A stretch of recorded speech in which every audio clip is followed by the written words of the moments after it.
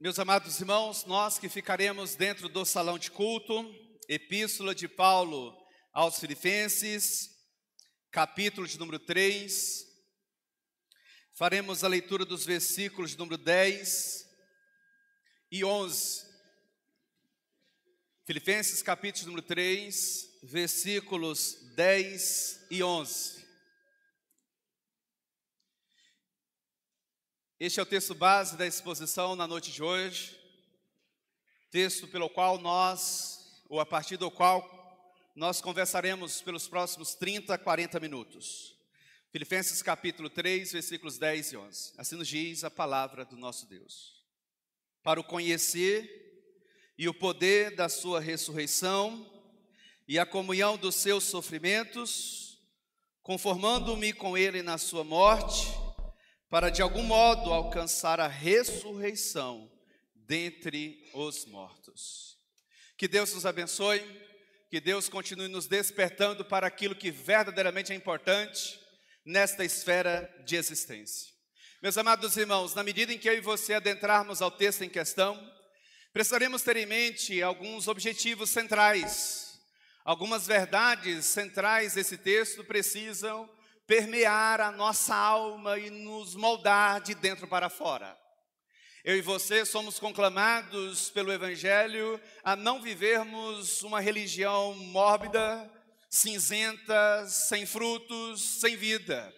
Eu e você somos conclamados pelo Evangelho a um coração completamente rendido ao senhorio de Cristo Jesus. O que eu e você temos na leitura do texto em questão, base da exposição da noite de hoje, não é outra coisa senão o apóstolo Paulo mencionando com outras palavras os efeitos da justificação pela fé experimentada por ele em Cristo Jesus. Na medida em que eu e você adentrarmos ao texto em questão, alguns objetivos precisamos ter em mente. Dentre eles, primeiro, uma vez justificados em Cristo, as nossas motivações passam inevitavelmente por uma reavaliação, gerando uma reorientação de prioridades em todos nós. A verdade é que todos aqueles que um dia foram verdadeiramente justificados por Deus em Cristo, não são mais os mesmos. O mundo e suas paixões perdem cada vez mais valor no coração, no interior, na alma daqueles que foram verdadeiramente alcançados pelo poder justificador de Deus em Cristo Jesus. De alguma forma, continuamos pecadores, mas os nossos pecados já não gritam tão alto aos nossos ouvidos. Isso por quê? Porque fomos verdadeiramente justificados por Deus em Cristo Jesus. Mas eu e você também precisaremos ter em mente que uma vez justificados em Cristo, seremos conduzidos a desejar ardentemente o poder da ressurreição.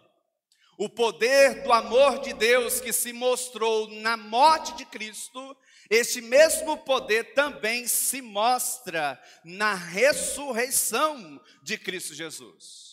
Poder este que nos traz vida verdadeira, vida que deve ser vivida não para a glória dos homens, não para a nossa própria glória, não segundo os moldes deste mundo que jaz no maligno, mas para a glória daquele que é a razão da nossa vida, o esteio central da nossa história. Paulo desejava experimentar diariamente, na medida em que a sua vida ia seguindo o seu curso natural, o poder de vidas transformadas, de vidas vivificadas, pelo poder que emana do trono da graça e da glória do nosso Deus. Eu e você também precisaremos ter em mente, na medida em que nós mergulharmos no texto em questão, que a nossa justificação em Cristo Jesus nos une até mesmo em face dos sofrimentos adversos. Aqueles que verdadeiramente foram justificados em Cristo Jesus, eles estarão dispostos a enfrentar as situações mais adversas, dentre estas, se necessário for, até mesmo a morte. Porque aqueles que um dia foram verdadeiramente justificados por Cristo Jesus, já não têm mais a própria vida por preciosa.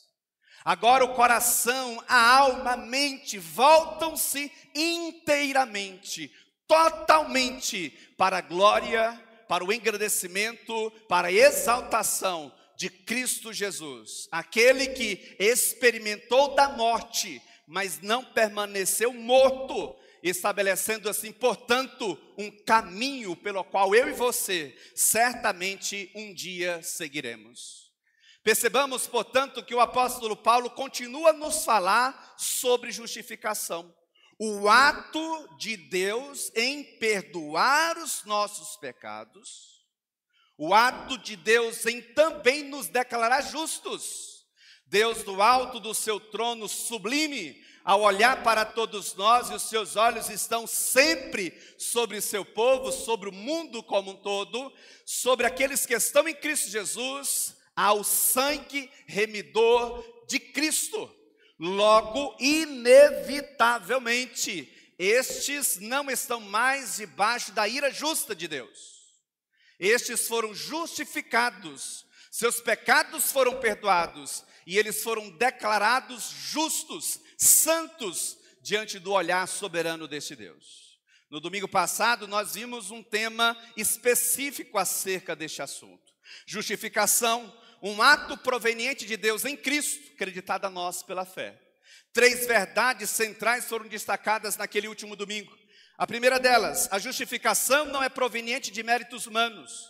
Não há nada que eu e você possamos fazer ou apresentarmos diante de Deus que nos torne dignos das bênçãos celestiais, das bênçãos do mundo vindouro, trazidas já para o tempo presente. No final das contas, a nossa justificação não é proveniente dos nossos próprios méritos. Mas vimos também, a nossa justificação, ou a justificação, é proveniente da fé em Cristo Jesus. Sequência do versículo 9. Momento no qual, naquela ocasião, nós destacávamos que a única coisa que se espera de nós é a fé genuína. Uma fé que mostra-se num coração completamente rendido e voltado para Deus. Mas nem mesmo a fé nós a conseguimos produzir pela força do nosso próprio braço. A fé é uma dádiva, é uma graça de Deus concedida a todos nós. Logo, uma das aplicações naquele último encontro, domingo passado, fora justamente esta. Precisamos de Deus do início ao fim do plano da nossa redenção, da nossa salvação. Do início ao fim, em nenhum momento desse percurso, a nossa salvação dependeu unicamente, ou mesmo que parcialmente, de nós. A nossa justificação é proveniente da fé em Cristo Jesus. Mas também nós vimos naquele último domingo, a justificação é proveniente da vontade de Deus, baseada na fé. Nós temos a Trindade Santíssima, o nosso Deus, que é um Deus triuno, que subsiste em 3 pessoas, Deus Pai, Deus Filho, Deus Espírito Santo, encabeçando o plano da nossa redenção. E uma das aplicações que ecoou aos nossos ouvidos naquele encontro fora justamente esta. Por que é que eu e você temos a plena certeza da nossa salvação? Porque ela não depende de nós. E acima de tudo, porque ela depende de Deus, e Deus ele é altamente soberano para levar adiante seus planos e propósitos soberanos. Quem é que pode se constituir um obstáculo frente ao nosso Deus? Nada, bem como ninguém. E aí na sequência eu e você nos deparamos com os versículos 10 e 11, que fala-nos também sobre justificação. Mas aqui eu e você temos um adendo O apóstolo Paulo passa a enfocar também nas motivações de seu coração. Logo, eu não poderia dar outro tema ao texto em questão a não ser este: a justificação em Cristo e a reorientação das nossas motivações. E à luz do texto em questão, algumas lições importantes. A primeira delas: a justificação em Cristo nos motiva a conhecê-lo e o poder de sua ressurreição. Onde é que está isso no texto? Versículo 10, primeira parte. Mente cativa às Sagradas Escrituras. Acompanhem se aquilo que eu vou dizer a partir de agora é verdade ou não. E só o texto bíblico para conferir esse critério a todos nós. Versículo 10. Olha o que diz o texto, primeira parte. Para o conhecer e o poder da sua ressurreição. Inevitavelmente, meus amados irmãos, todos aqueles que um dia foram alcançados pelo poder justificador de Deus em Cristo Jesus, trará no seu coração um desejo ardente, uma motivação sobressalente, que vai consumi-lo, que vai de alguma forma gerar incômodo. Que desejo é este? Que motivação é esta? Senão o desejo, a motivação de conhecer mais e mais o Senhor Jesus Cristo. Ele que é o esteio central da nossa justificação.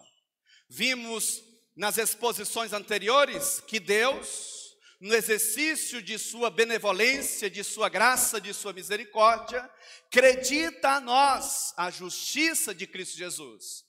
Doutrina da justificação anda de mãos dadas com a doutrina da imputação.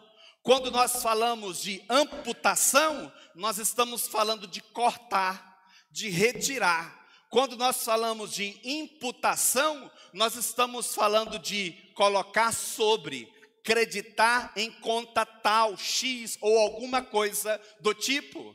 Em Cristo Jesus, através da atuação de Deus, mais precisamente aplicando a nós, por meio do Espírito Santo, nós temos o aplacar da ira de Deus que pairava sobre todos nós. Aqueles que um dia compreenderam verdadeiramente o que acontecera na cruz do Calvário, aqueles que um dia verdadeiramente absolveram o poder justificador de Deus em Cristo Jesus, desejarão, serão motivados por uma vontade sobressalente. E que vontade é esta? Conhecer mais e mais o seu Senhor e Salvador Jesus Cristo. Lembrando a todos que mais uma vez a expressão conhecer aqui aparece, agora início do versículo 10, e traz consigo muito mais do que informações gerais ou pessoais específicas sobre a figura de Cristo Jesus. Tem isso aqui em mente: intimidade com Deus, um coração verdadeiramente rendido ao Senhor. O apóstolo Paulo desejava conhecer tanto a pessoa de Cristo Jesus, que ele e Cristo já não pudessem mais ser desassociados ou separados, de modo que tudo em Paulo pudesse ser um apontamento, uma indicação para Cristo Jesus, o seu Senhor. Mais precisamente, o que ambicionava o coração do apóstolo Paulo não é o que ambiciona na maioria das vezes, e é o que é perceptível nos apóstolos atuais: enriquecimentos ilícitos, holofotes, popularidade, destaque, fama, poder e coisas do tipo. O que de fato motivava, o que de fato ambicionava o coração do apóstolo Paulo não era outra coisa a não ser o desejo de conhecer verdadeiramente o seu Senhor e Salvador Cristo Jesus. Se alguém lhe perguntasse na noite de hoje: quem é Jesus para você? E se alguém dissesse para ti: olha, eu não quero saber do quanto você conhece sobre Jesus, em termos de informações sobre a sua pessoa, sobre sua cultura local, sobre o seu contexto político, socioeconômico ou coisas do tipo. Eu me refiro a uma pergunta mais elementar. Você verdadeiramente conhece a Jesus? Tem como dizer esta pergunta com outras palavras? Tem. Jesus verdadeiramente é importante para nós? A revelação do seu ser, do mistério que outrora estava encoberto e nos fora descortinado nele, verdadeiramente tem algum valor para todos nós? Tem alguma importância para você?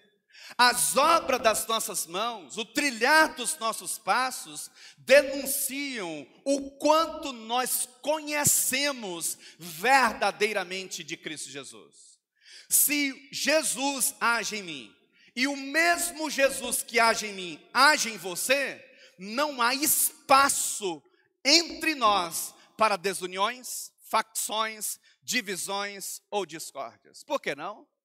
Porque não faz nenhum sentido Jesus agir em mim e agir em você e não promover um tipo de conhecimento, de intimidade, de relação que nos une. Não faz sentido. Quando ocorrem facções, divisões, intrigas e discórdias, certamente existe um outro Cristo na história, que não é aquele que está delineado nas páginas das Sagradas Escrituras.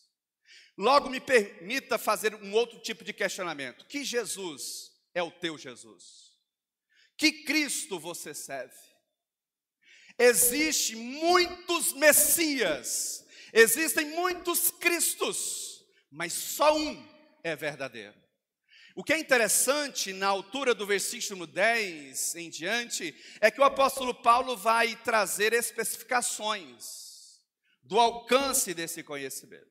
Diz o texto, para o conhecer e o poder da sua ressurreição. O amor de Deus se mostrara na morte de Cristo Jesus, mas também se mostrara na sua ressurreição. Nós temos aqui evidenciado o poder da vida, de uma vida vivida no seu volume máximo, uma vida que é vivida para a glória e o engrandecimento daquele que é a razão da nossa vida, ou que deve ser a razão da nossa vida, o esteio central da nossa história. O apóstolo Paulo, na medida que tinha a sua vida seguindo o seu curso natural, desejava experimentar deste poder da ressurreição que se mostrou em Cristo Jesus. O poder de Deus que destruiu a morte, o poder de Deus que destruiu a cruz, o poder de Deus que destruiu o desânimo, o poder de Deus que destruiu a falta de esperança. Qual é o nosso maior adversário, senão o nosso leviano coração? Nós temos quase que uma resposta para todas as coisas. A ciência está cada vez mais evoluída. Nós nunca iremos encontrar em termos humanos uma resposta para a morte. Somente em termos espirituais, em Cristo Jesus, nós temos a resposta para a morte. Eu e você um dia vamos morrer. Nós vivemos com os dias contados neste mundo. Desde quando eu e você viemos à existência, começou-se uma contagem regressiva.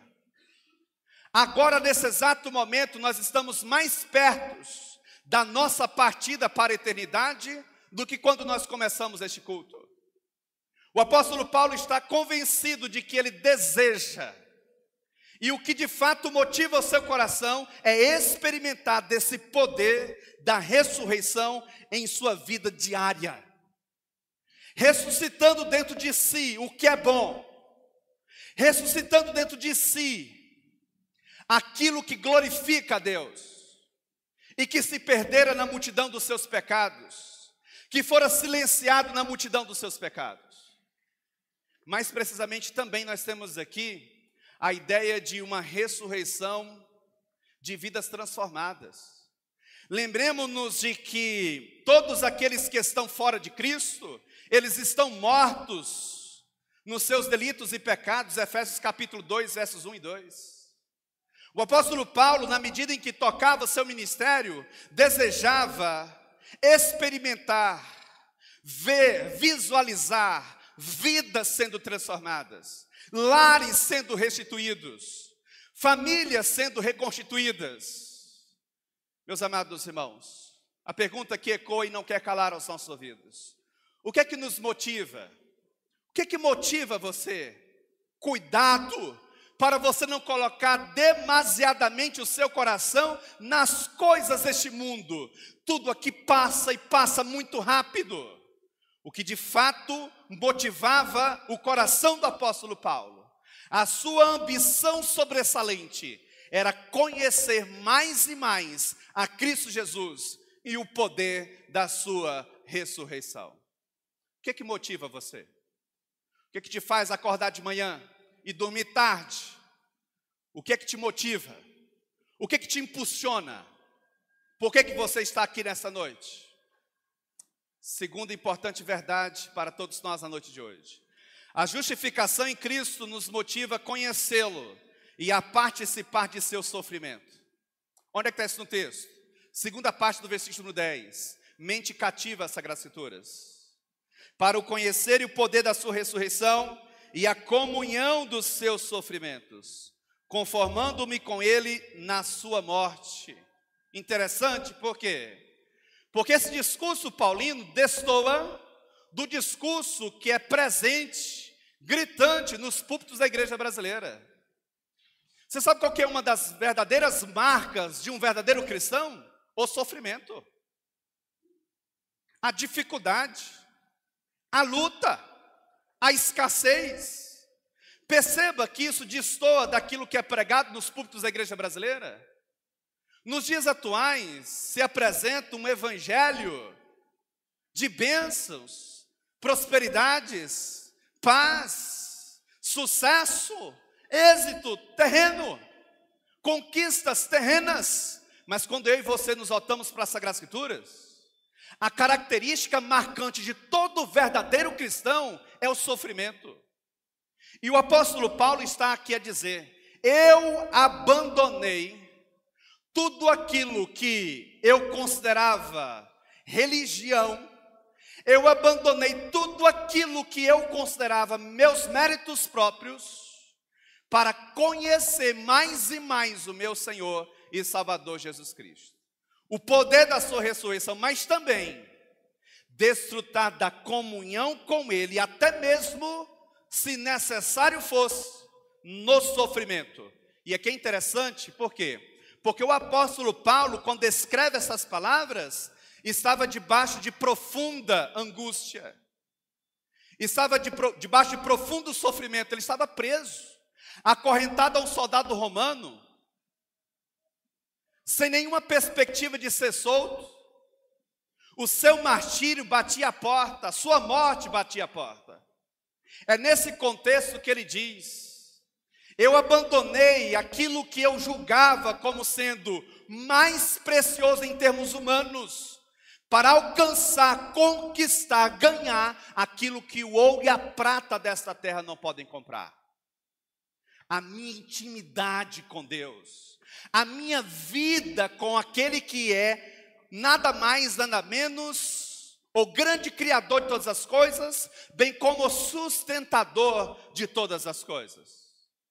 Paulo não era um sadomasoquista, um sujeito que tem prazer leviano no sofrimento, mas ele deixara claro aos crentes filipenses: o nosso engajamento com a nossa fé não deve se mostrar somente quando as coisas não são favoráveis.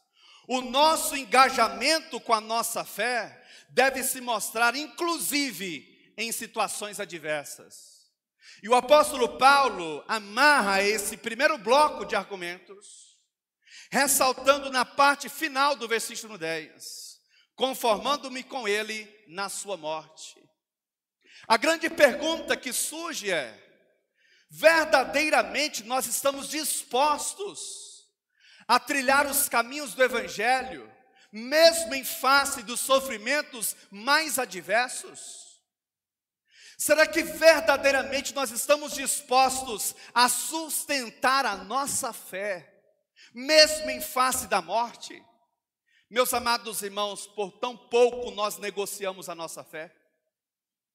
Por tão pouco nós deixamos de ler as Sagradas Escrituras. Por tão pouco nós deixamos de orar. Por tão pouco nós deixamos de desfrutar da comunhão dos santos. Em outras palavras, de congregarmos. No mundo afora, cada vez mais vai se tornando acirrada a perseguição contra a fé cristã. Se ouve falar todos os santos dias de crentes que estão sendo mortos, vidas dilaceradas, famílias destruídas por causa da fé. Nós temos assistido, para vergonha nossa, muitos sofrimentos entre nós cristãos, mas não por causa da fé, por causa do mau caratismo, por causa da maledicência, por causa de coisas escusas, negócios levianos, trambiques e rolos, pessoas que não têm uma vida moral, libada, indivíduos que se dizem ser cristãos, mas são cheios de rolos e trambiques, e atraem para si grandes dores, grandes sofrimentos, insônias, angústias de alma, sentimentos depressivos. Se tiverem que nos perseguir, se tiverem que terem acesso à nossa cabeça, que seja por meio de acusações mentirosas. Não dê aos algozes da nossa fé, aos inimigos da nossa fé, razões, motivos, que se tiverem que se levantar contra nós, tenham que apelar para mentiras, visões ou coisas do tipo. Viva vida verdadeira diante de Deus e diante dos homens. Lembre-se, nós vamos morrer a qualquer instante. Precisamos viver a nossa vida como se nós fôssemos partir para a eternidade neste exato momento. Grave uma coisa: sofrer por amor ao Evangelho, ser perseguido por tentar fazer o que é certo, não é vergonhoso. Ser caluniado por fazer aquilo que é justo, não é vergonhoso. Vergonhoso é ser caluniado, ser perseguido, ser maltratado por fazer coisas ilegais. Isto sim é vergonhoso. O apóstolo Paulo está a dizer: crentes filipenses, eu abandonei a minha vida pregressa, eu abandonei a minha religiosidade, eu abandonei os meus próprios méritos para conhecer verdadeiramente o meu Senhor e desfrutar de comunhão, se necessário fosse, até mesmo nos seus sofrimentos, conformando-me com Ele, se necessário for, até mesmo na sua morte. Meus amados irmãos, a vida cristã não é brincadeira. Eu e você temos permissão para brincarmos com muitas coisas, mas eu e você não temos permissão para brincarmos de servir a Deus. Ou eu e você servimos verdadeiramente a Deus e procuramos matar em nós o velho homem, ou nós não o servimos. Estamos enganando-nos e enganando as pessoas próximas a nós. Em terceiro lugar, para a gente caminhar para o encerramento, a justificação em Cristo nos motiva a conhecê-lo e alcançar a nossa gloriosa expectativa da vida futura. Onde é que está isso no texto? Versículo 11. Vamos para o texto? Mente cativa às Sagradas Escrituras. Para de algum modo alcançar a ressurreição dentre os mortos.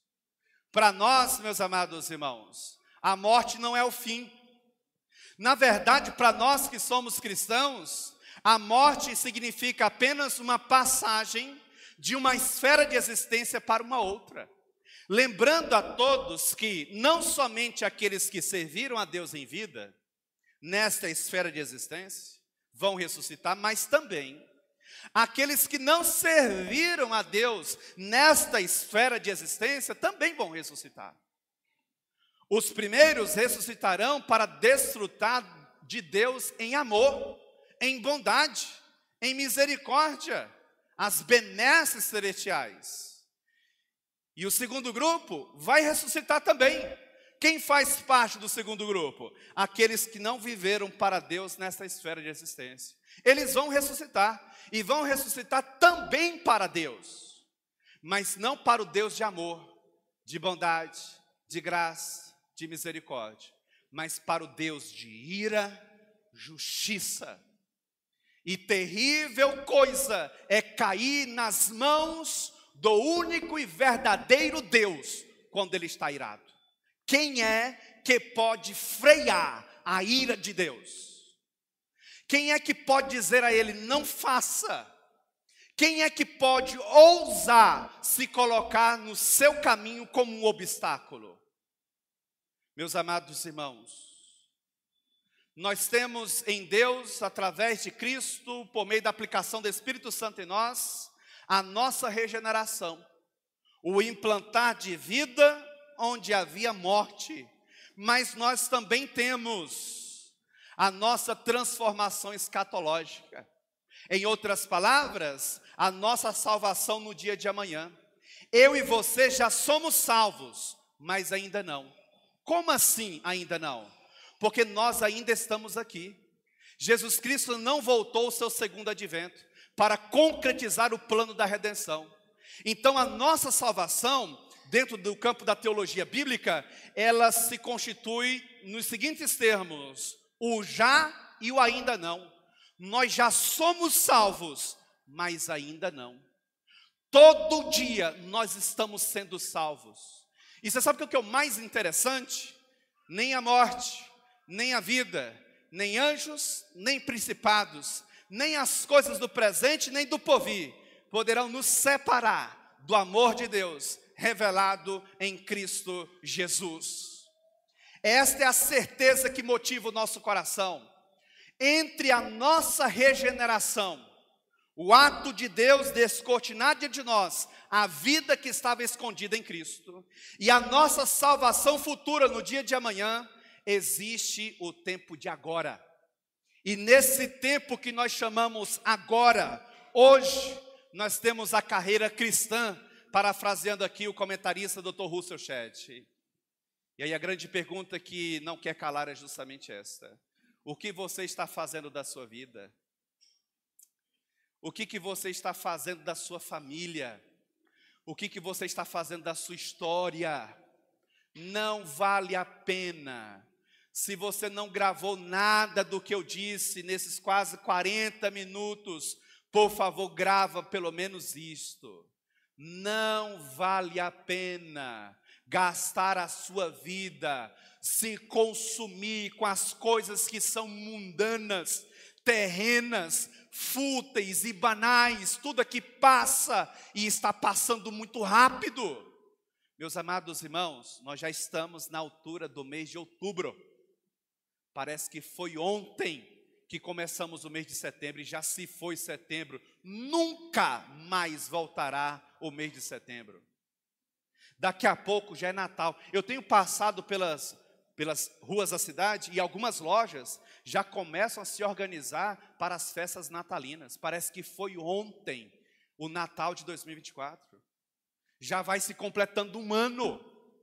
Tudo está passando muito rápido e as coisas são cada vez mais descartáveis, e a cada dia nós precisamos reafirmar o nosso poder, a nossa popularidade, aquilo que nos motiva. Todo novo dia nós buscamos alguma coisa para preencher o vazio do nosso coração, e nos esquecemos que só Deus, só o conhecimento verdadeiro de Cristo Jesus para saciar plenamente a nossa alma.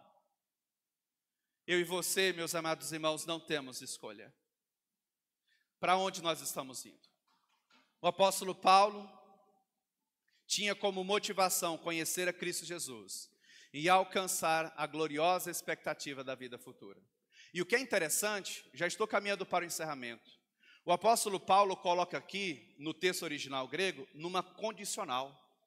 É como se ele quisesse dizer o seguinte: se ao menos eu pudesse alcançá-la. Aí a grande pergunta que surge é: estaria Paulo duvidando da sua salvação? Não, não é isso. Paulo está aqui apenas deixando escancarado para os crentes filipenses a sua humildade. Ele poderia bater no peito e dizer o seguinte: eu sei que estou indo. E de fato ele sabia que estava indo. Mas ele se coloca na condição de um servo, de alguém que era dependente de seu Senhor, que clamava todo instante pelo exercício maciço dessa graça e dessa misericórdia sobre sua vida. E de certa forma estabelecendo um parâmetro para os crentes filipenses e para todos os seus leitores posteriores. Se ele dizia nesses termos, quem somos nós? Tenhamos mais humildade, nos coloquemos no nosso devido lugar, que eu e você sejamos capazes de reconhecermos que nada somos, que no final das contas precisamos uns dos outros e juntos nós precisamos de Cristo Jesus. Que eu seja um instrumento para fortalecer a sua fé, que você seja um instrumento para fortalecer a minha fé, e que juntos nós sejamos fortalecidos em Cristo Jesus. A justificação em Cristo nos motiva a conhecê-lo e alcançar a nossa gloriosa expectativa de vida futura. Ela já é certa, meus irmãos. Não tenhamos dúvidas disso. Mas sejamos humildes. Nos coloquemos na condição de quem é totalmente dependente de Deus. Pastor, qual foi o tema da exposição na noite de hoje? A justificação em Cristo e a reorientação das nossas motivações. 3 verdades foram destacadas. A primeira delas: a justificação em Cristo nos motiva a conhecê-lo e o poder de sua ressurreição. Versículo 10, primeira parte. Segundo lugar, a justificação em Cristo nos motiva a conhecê-lo e a participar de seu sofrimento. Versículo 10, segunda parte. E em terceiro lugar, a justificação em Cristo nos motiva a conhecê-lo e a alcançar a nossa gloriosa expectativa de vida futura. Não tem poder da ressurreição, não tem participação no sofrimento e não tem expectativa gloriosa da ressurreição se nós não dedicarmos tempo conhecendo verdadeiramente a Cristo Jesus. Uai, pastor, então a salvação, ela é condicionada àquilo que nós fazemos? Não. A verdade é que aquele que verdadeiramente é salvo vai desejar conhecer a Cristo Jesus. Como é que eu sou salvo por Ele, mas eu não tenho nenhum prazer e nem me movimento em conhecer o meu Senhor? Não faz sentido. Eu tenho aqui 3 aplicações práticas que visam amarrar a exposição na noite de hoje. Amarrar as pontas soltas, bem como fazer uma recapitulação de tudo aquilo que fora dito. Amanhã ou ainda hoje, muitos afazeres para você, muitas decisões importantes no decorrer dessa semana, muitos altos e baixos certamente virão sobre todos nós, porque isso faz parte do ciclo da nossa existência, da nossa vida enquanto aqui nós estivermos. Então, de tudo aquilo que foi falado, quais são as aplicações práticas para a nossa vida? Em primeiro lugar, o amor de Deus demonstrado na morte de Cristo é também revelado em sua ressurreição. Este poder está à nossa disposição. A morte não significa o nosso fim. Não tenha medo da morte. Há um poder muito mais sobressalente, muito mais pujante do que o poder da morte. O poder da ressurreição de Deus em Cristo Jesus. Eu e você podemos ter a plena certeza de que a morte não significará o nosso fim, mas o começo de uma vida verdadeira, vivida no seu volume máximo, para a glória daquele que é a razão da nossa vida. Segundo lugar, se participamos do poder da ressurreição, também participamos dos seus sofrimentos. Os nossos sofrimentos sejam por causa de nossa lealdade ao Senhor Deus e não por desonestidade. Que se nesta semana você tiver que passar por dificuldades, por lutas, por perseguições, por oposições, por críticas, das mais diversas, seja porque você foi fiel demasiadamente às Sagradas Escrituras. Seja por causa da tua vida com Deus, seja porque você optou, em termos de prioridade, fazer o que é certo. Não negocia o que é certo. Eu não estou falando aqui para você ser imaturo. Até mesmo na prática do que é certo, nós precisamos ter jogo de cintura.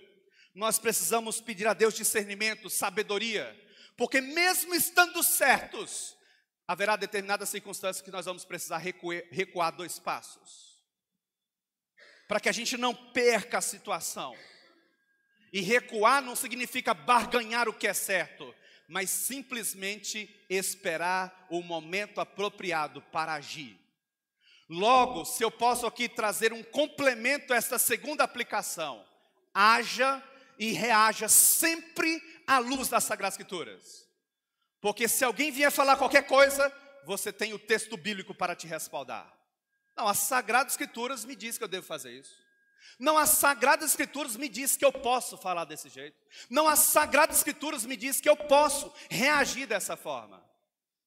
E isso você não estará sendo covarde. Na verdade, se você fizer isso, você estará apenas pautando as suas ações e reações pelo crivo das Sagradas Escrituras. E é isso que eu e você devemos fazer. Então, se vier sofrimento sobre nós essa semana, que seja por causa do nosso zelo e cuidado com as Sagradas Escrituras, não por causa da nossa desonestidade. E em terceiro lugar, para que eu e você possamos encerrar, aguardamos o dia em que de uma vez por todas não teremos mais necessidade de lutarmos contra os nossos velhos e conhecidos pecados. Vai chegar esse dia, meus irmãos. Maranata, vem, Senhor Jesus. Todo dia, meus irmãos, eu e você nos levantamos da nossa cama e carregamos sobre os nossos ombros um turbilhão de responsabilidades. E todo dia nós precisamos reafirmar um monte de coisas. Vai chegar o dia em que nós entraremos pelos portões celestiais e todo fardo, todo peso de culpa, toda assolação na nossa alma, tudo de uma vez por todas terá encontrado o seu fim. E nós descansaremos para todo sempre das lutas, das mazelas desta vida. Então, se eu posso aqui complementar essa terceira aplicação, seria justamente nestes moldes. Ore um pouco mais. Se consagre um pouco mais. Busque a Deus um pouco mais. Você não vai perder se você fizer isso. Se você dedicar um pouco mais o seu tempo, você não estará perdendo tempo. Você estará valorizando o tempo da forma mais apropriada possível. Então, ore um pouco mais. Se consagre um pouco mais, se organiza para estar mais presente na igreja, desfrutando da comunhão dos santos. Você não pode nada sozinho, eu não posso nada sozinho. Por que eu tenho que congregar? Eu tenho que congregar porque eu não consigo fazer nada sozinho. Eu sei male, com 1 milhão de deficiências, expor as Sagradas Escrituras. Mas cantar já não é a minha praia. Outros dons e talentos eu não tenho. Um dia desses eu fui colocar meu filho, passa tão rápido, né? Meu primogênito, ainda era um bebê, eu fui colocá-lo para dormir, e às vezes eu me empolgo e começo a cantar. E a minha esposa canta, eu não. E aí eu comecei a cantar, e ele já sabia que a mamãe canta, e o papai não canta nada. E aí eu comecei a cantar empolgado, e ele pegou e virou para mim assim, e falou, papai, canta não, deixa a mamãe cantar. Daí você tem uma noção do tanto que eu canto ruim. Porque crianças não são puras, né? Não existe ninguém puro, mas existe um ar ali de inocência leve, e nós não podemos negar isso. Então, nós precisamos uns dos outros. Se você sabe cantar, então canta. Se você sabe tocar, então toca. Se você sabe pregar, se manifeste, nós vamos ouvi-lo pregar. Vamos orar, vamos falar com o nosso Deus. Ó Deus, nós te louvamos, nós te bendizemos, engrandecemos ao Senhor porque até aqui o Senhor tem estado conosco. Misericórdia da nossa vida. Misericórdia da vida desta igreja, em nome de Cristo Jesus. Nós não somos perfeitos, nós não somos melhores, nós somos, na verdade, pequenos, frágeis, miseráveis pecadores. E nós queremos reconhecer a nossa total dependência do Senhor. Tenha misericórdia da nossa vida. Realinhe as motivações do nosso coração e que possamos nos desapegar das coisas desse mundo e nos apegarmos mais e mais às coisas que pertencem ao teu coração santo e verdadeiro. Em Cristo Jesus nós oramos e te louvamos. Amém.